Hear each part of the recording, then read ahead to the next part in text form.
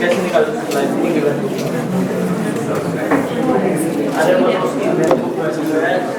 बेटे पहले 2013 को सॉल्व करें। चलो व्हाइट बोर्ड की तरफ अटेंटिव होइए। जो रिमेनिंग एसेट्स थे ये मैं सॉल्व करी हूं। रिमेनिंग एसेट्स आपकी इन्वॉल्वमेंट ज्यादा जरूरी है बेटे। बुक वैल्यू कितनी थी at the time of revaluation remaining assets की? व्हाइट बोर्ड पे दिख रही है आपको 110.46। वो कितने पे रिवैल्यूड हुआ है? 118.02। हाँ जी 7.56 इज व्हाट? सरप्लस। अब ये तो आपको मालूम है ना क्या करना है इसका, ठीक है भाई। सरप्लस को क्रेडिट किए, एसेट को डेबिट किए और उसकी एक्यूमुलेटेड डेप्रिसिएशन कितनी कैंसिल होगी?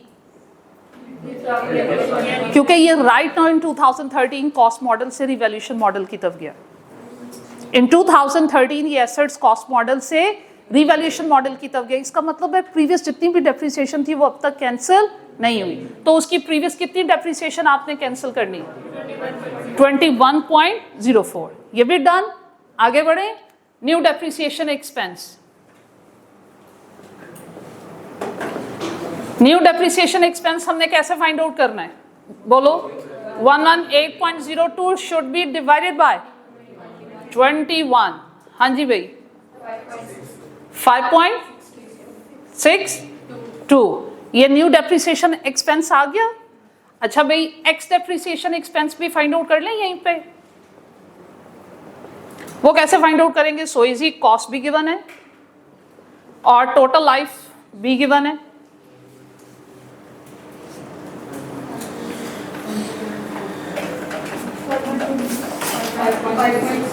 $5.26। डेप्रिसिएशन का एक्सपेंस बढ़ा कितने से?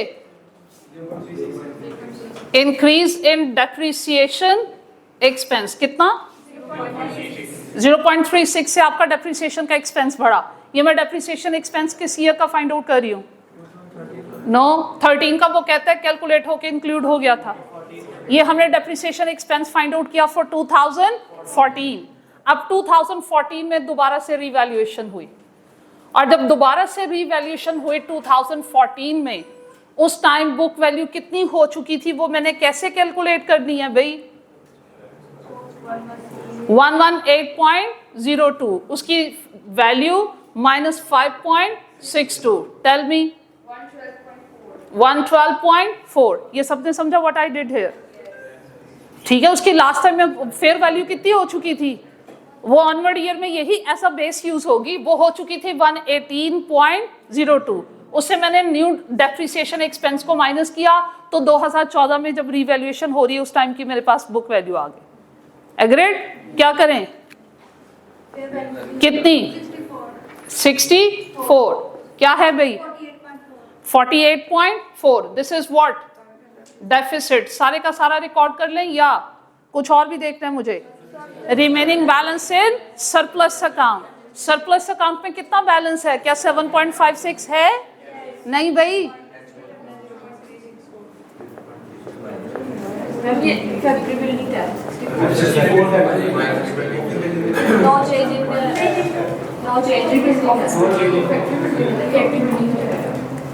आपने इंफॉर्मेशन गलत लिखवा दी। हम ऑफिस बिल्डिंग को यूज करें और अच्छा इसमें रिवैल्यूएशन नहीं हुई भाई। इसमें ऑनवर्ड जाके रिवैल्यूएशन नहीं हुई इसलिए उसने ऑनवर्ड आपसे रिक्वायर नहीं किया हुआ। उसने क्वेश्चन यहीं पे खत्म कर दिया। हाँ जी एनी क्वेश्चन? अगर चलो सपोज रिवैल्यूड हुआ होता, चलें भाई इसको भी मैं रिवैल्यूड कर देती हूँ। लिसन मी, वो कहता है 2014 में फेयर वैल्यू उसकी 100 हो गई। ठीक है, क्या करते? सपोज अगर ये रिवैल्यूड होता, बुक वैल्यू कैसे फाइंड आउट करते प्रैक्टिस पर्पस के लिए? बोलो, इतने क्वेश्चंस कर चुके। 118.02 माइनस 5.62 कितना आता? 112.4। तो ये 12.4 क्या होता?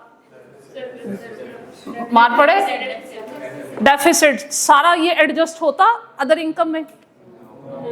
क्या प्रैक्टिस करके आए हो?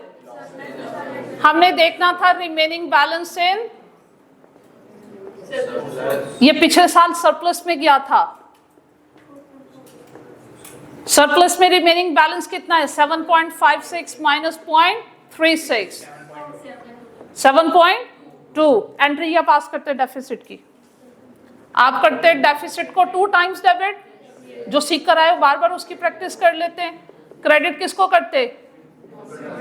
अच्छा, अब मैंने नॉन करंट एसेट को कितने से क्रेडिट करना था? 12.4 से। अदर कॉम्प्रिहेंसिव इनकम और अदर इनकम में डेफिसिट कितना जाना था वो बताओ?